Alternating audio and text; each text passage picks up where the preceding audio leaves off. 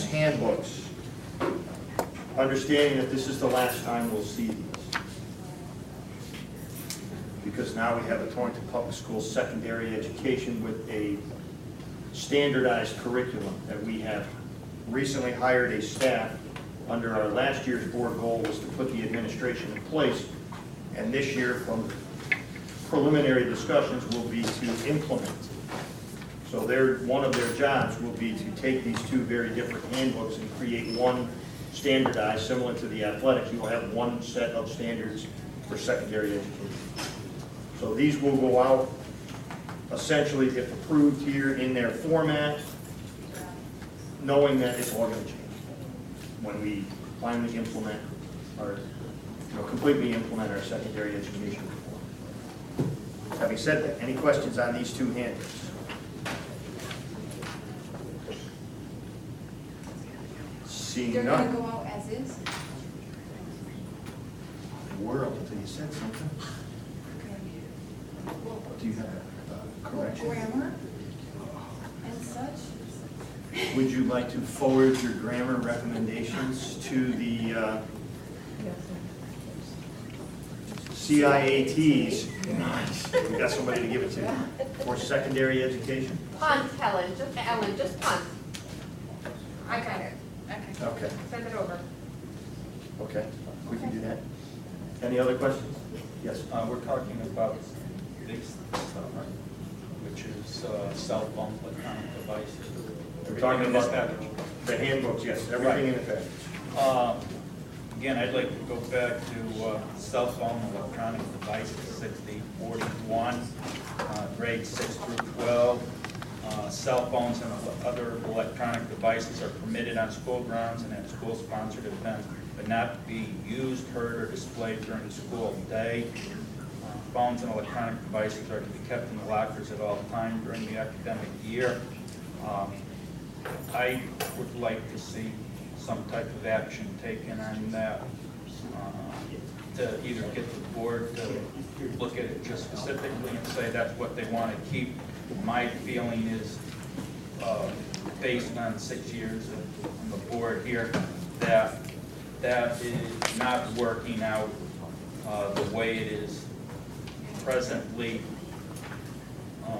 policy, and that we should look at creating a policy where there is some latitude for the kids to utilize their phones when not in class.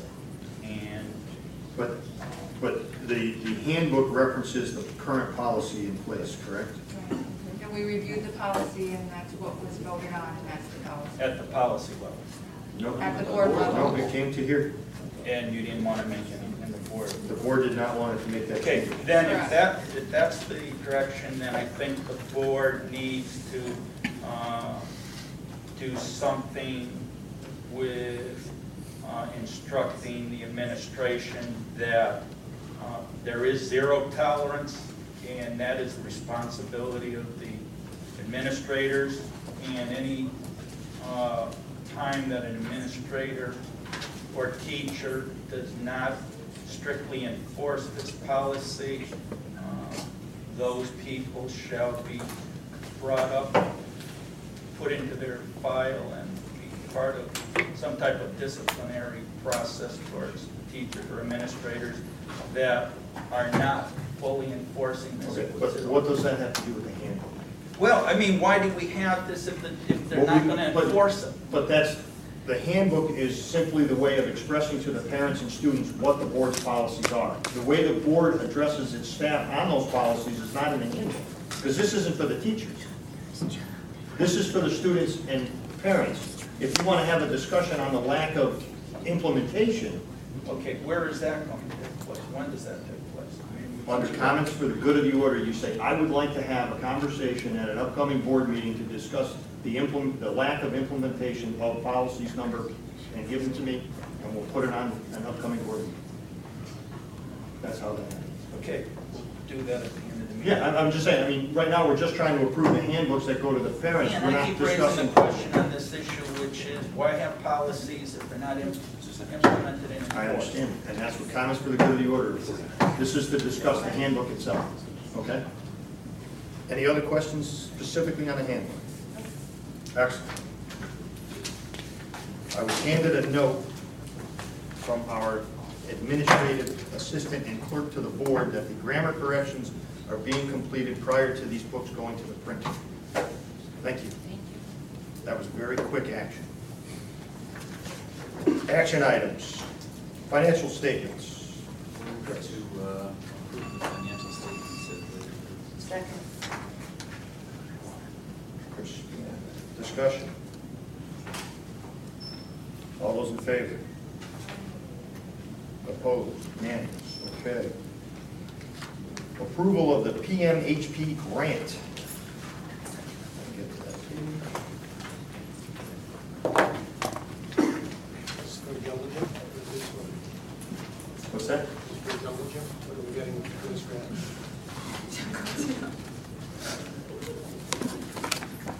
Let me get there. Page like 530. Yes, it's after the. That's at the end of school lunch balance accounts. Yeah. No, And then It's after the the insurance. report. Yes. Your financials are getting interesting.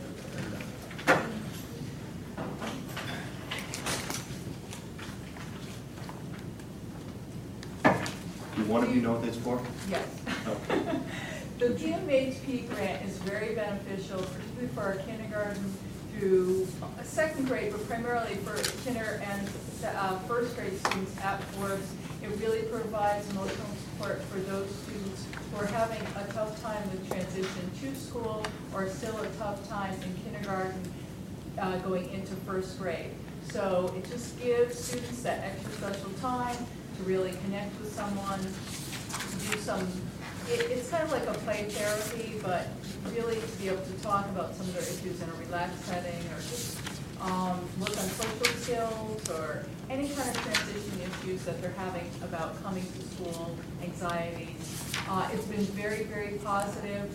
The person who's running it is Terry Cole, and she's actually been seeing students for a number of years now, so she's also seeing some second graders and some third graders who she's built a rapport with, and it really has helped with discipline and attendance issues. A lot of times students make sure that they come to school so that they can be a part of the program, or that they're behaving so that they can be a part of the program.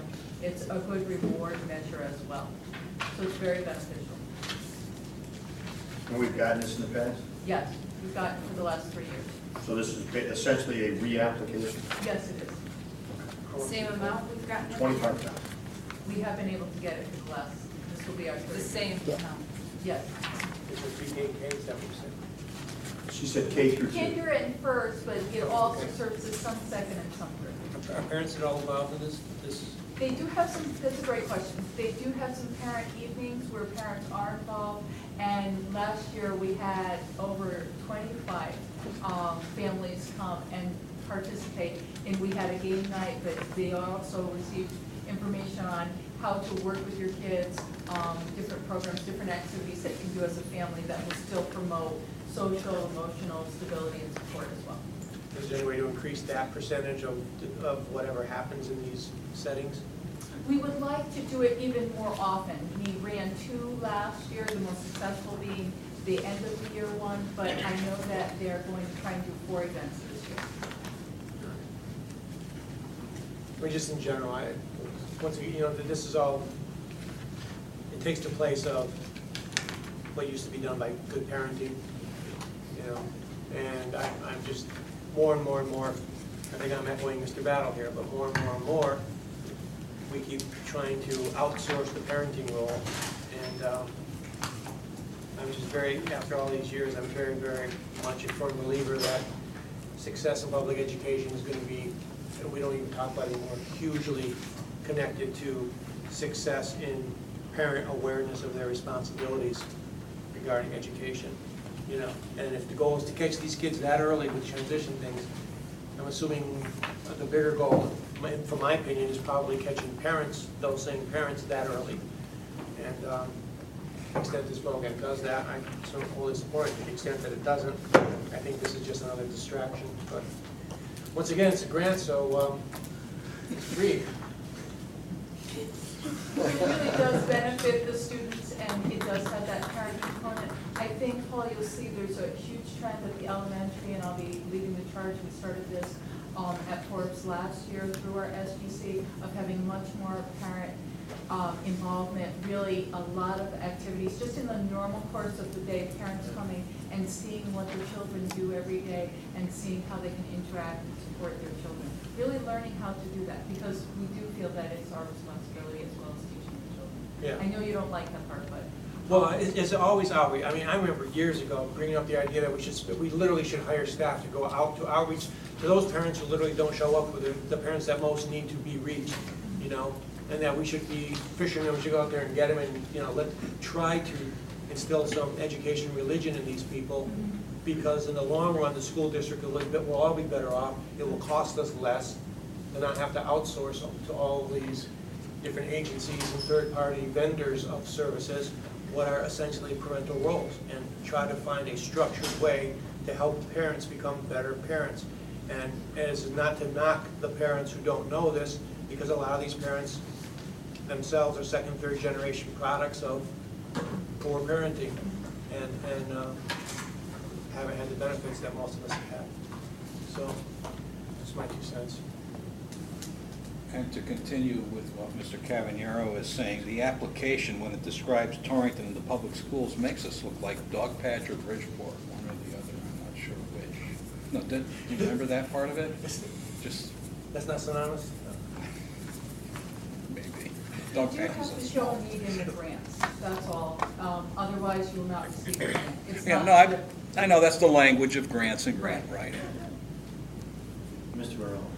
All right, so there is a local contribution amount to this, right? The district will have to pay a portion of this to receive the grant? No, there's No. in-kind services, just because we have personnel who also support this. The principal is the one who supervises, the person who runs the program. We offer a small room where the students are meeting, and so we provide that. So it's in-kind services. It's not a monetary amount. So the PMHP budget worksheet for continuing districts that totals the 9,653 is in kind. Correct. And the other thing I wanted to ask too, not speaking to the quality of the program, it sounds great, but there's a total of a lot of hours that between the principal, the school psychologist, behaviorist, obviously the child advocate would have a lot of hours too. Is this are there enough hours for these people to be able to devote to this every day? It isn't every day. It gets spread out over a period of time. And as the CAT and as the former principal of Forbes, I would be taking on that supervision. I also have my counseling, master's of counseling, so I can supervise that program as well. So it will take the onus off of the new principal at Forbes. And also the school psychologist is in support of the program and does make extra time for it.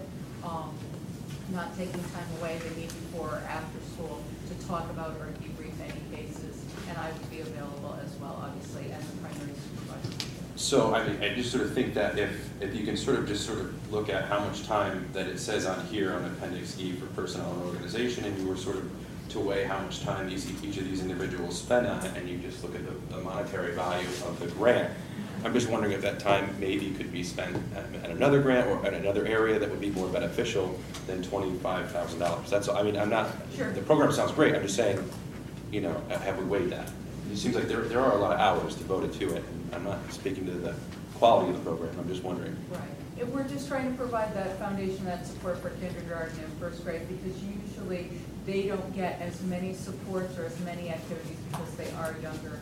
So this primarily addresses what their needs are in those transition years to make sure that we do get them to school. It works on attendance issues, it works on their social emotional skills so that they feel good about coming to school. I just wanted to make, so Sue, you'll be overseeing this, it won't be Joanne? Okay. Correct. Thank you. I mean, I just think, looking, we can't be complacent about the types of students that are coming in kindergarten and first and the types of problems they're having. So maybe if we invest some time up front. It'll avoid some of the bigger issues in third and fourth grade. Are the several pages of various personnel information part of Yes. this grant application? Yes. Okay. Surprised they have to be included. No, not in the grant, but I mean, for us, because in a lot of this, We're approving that this is the packet for the grants. We're approving this packet, so unfortunately, because it's part of the grant package, we have to, because otherwise. I think you we've could been told always- how confidential some of this material Yes. is, and we couldn't screen applications using our technology, and Yes. then they show up. Excuse me, Mr. Chairman, the reason why we put this grant in here is because the people who are giving us the money, part of the grant application is that they have to have an exact date and the names of all of your Board of Ed members when it was approved. We can't send it in unless that happens, and not all grants require that. But So, Mr. Kisco's question is Oh. the personnel information Right. that's in here is generally information we don't see. And because we've, in the past, there's always the accusation of transparency, and that certain information goes flying around and we don't know about it. In this grant application, the entire packet Is the here, grant. so there's no, this was slipped in afterwards and I didn't know, just so that it was all above board. But that, because every page has to be approved before they will accept it. And it's Very due fussy. August 26th. Okay. All those in favor? Opposed? Unanimous. Action. All right, approval of the technology investment. This is another grant that we have qualified for. We are applying. It is to help us upgrade our technology for Common Core standards and the upcoming online testing.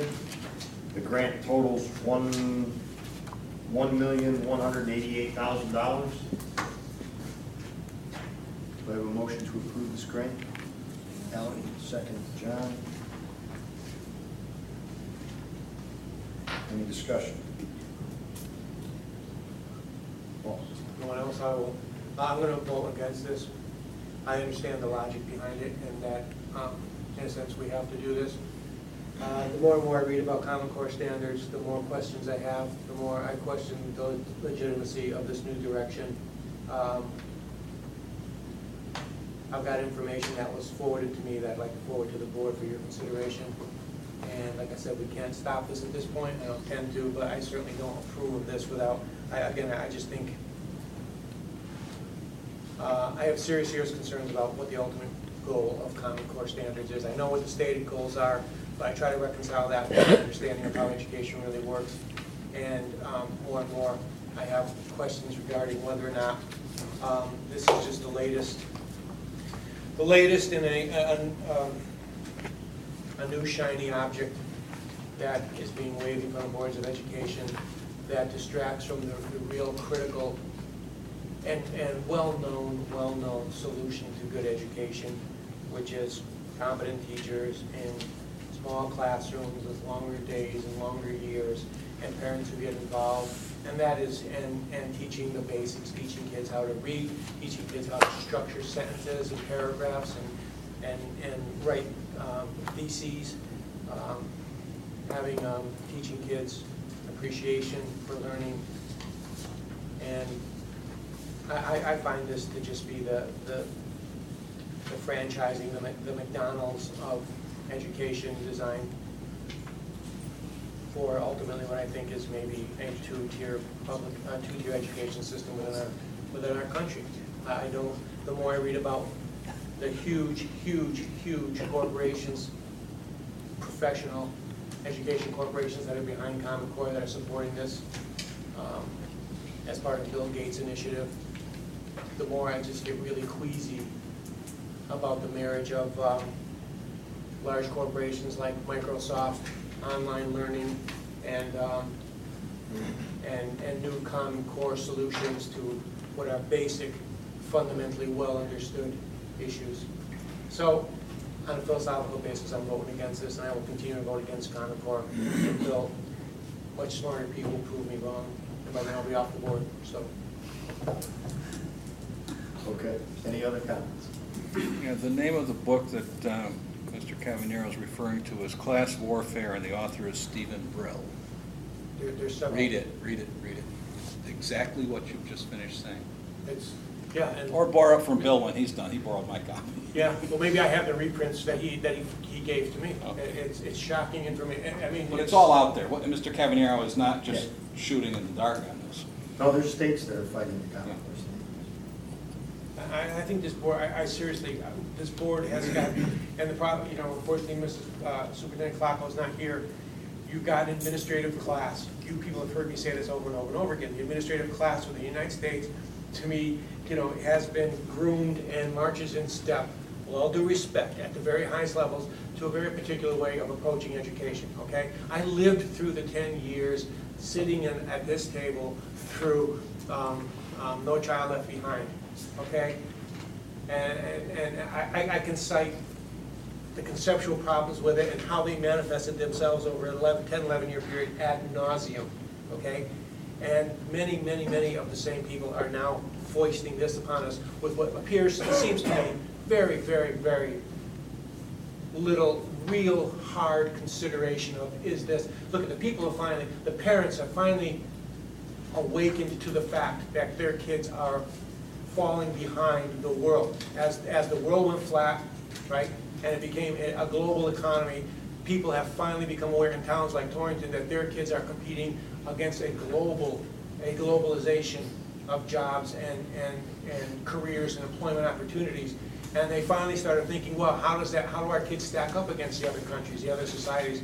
And we're found to be incredibly wanting on international standardized testing, okay? So all of a sudden, within that vacuum of fear and panic, in rushes, you know, the Bill Gates of the world and technologists and major corporations with major shiny objects for changing the way we do things in education, and everybody's jumping at the $1.8 million. Ooh, we get great computers, you know? And I'm just here to say, fundamentally, I think this is the wrong approach to a very real problem. I think we know the answers. The answers are going to come through very hard work, which is going back to getting good teachers, good administrators in front of kids longer. And that will get our education, and then getting parents involved, you know. And those are hard things to accomplish, I get that. Which is why we end up with freaking computers taking over the role of saving education and major corporations. It's wrong, I'm against it, and I will continue to vote against it. We're much more frugal than that. It's only 1.18 million. 1.18 million. Okay, we're not that great. Yeah, well.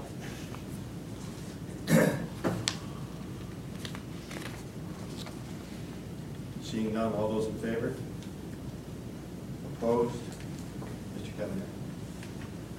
Okay. Consent agenda. Do I have a motion to approve the consent agenda? So moved. Second.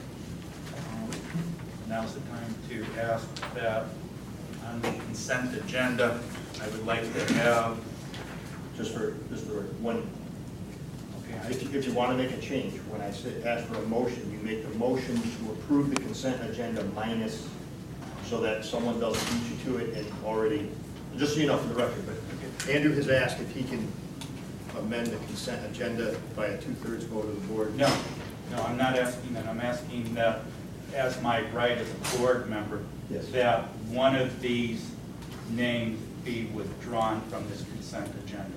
Yes. And then it'll be by a 2/3 But vote. no, you don't need the 2/3.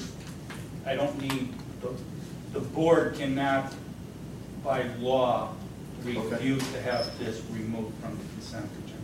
You can make your motion, if you get a second, it gets voted on. If the consent agenda gets approved under your motion, then it goes through.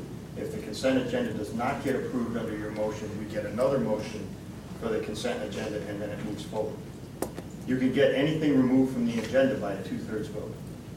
Except that when a board member wants a specific name removed from the consent agenda, it doesn't, the board does not have the ability to block my motion or my request to have that name removed from the consent agenda. The board, that's not in the board's power. It's whether or not an individual board member requests that. Once the request is made, then it has to be removed from the consent agenda. Not the board. It's not, you know, all 9 board members may not want this removed, but they don't have the power to prevent me from requesting and having it removed. Mind if I make a phone call? You can make a phone call to whoever you want. I'm going to withdraw my second, if that helped Mr. Nargi's cause. Actually, can I ask Mr. Brady to withdraw his motion so Mr. Nargi can make his motion? So they both work. I can withdraw that. Okay. So we're just going to take a 2-minute recess. Yeah, what I'm, Check with legal to make sure because that was the understanding we left the last time. So there's no motion on the table right now, correct? There's a motion on the table. Well, why don't you finish your motion and we'll, Who made the motion? No, he didn't identify what he wanted to remove. I've withdrawn mine. Right, and the second was withdrawn, Second. so there's no motion on the table. There's no motion on the table. We will take a 2-minute recess.